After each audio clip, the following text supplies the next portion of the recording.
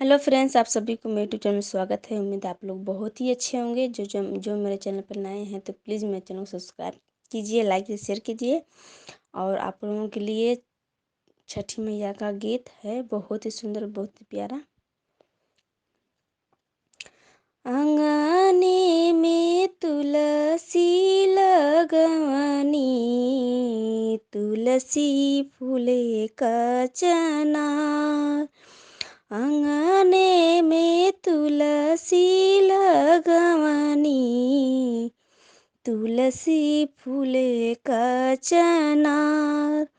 दुआरे ले आवेला बालकवा, तुलसी दिहलू खर, तुलसी दिहलू खर।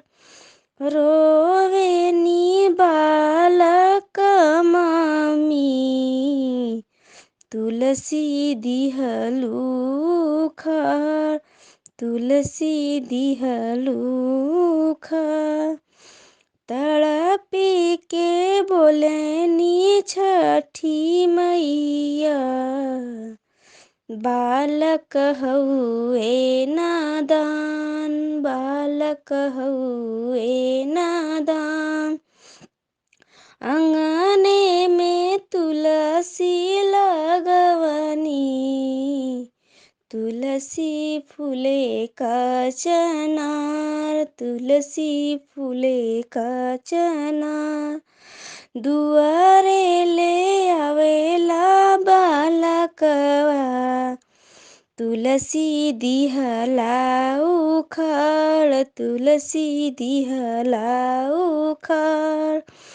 रोवे नी बालक दादी मैया, तुलसी दिहला उखड़, तुलसी दिहला उखड़।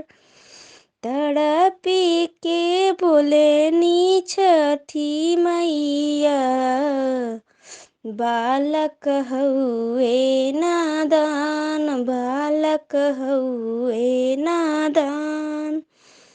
आंगने में तुलसी लगवानी, तुलसी फूले का चनार, तुलसी फूले का चनार।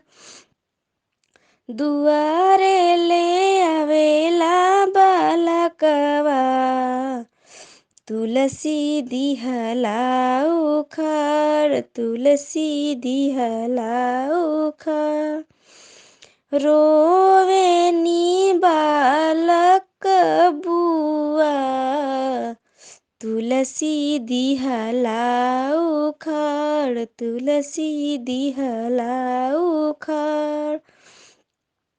तड़पी के बोले छठी मैया, बालक हउए नादान, बालक हउए नादान।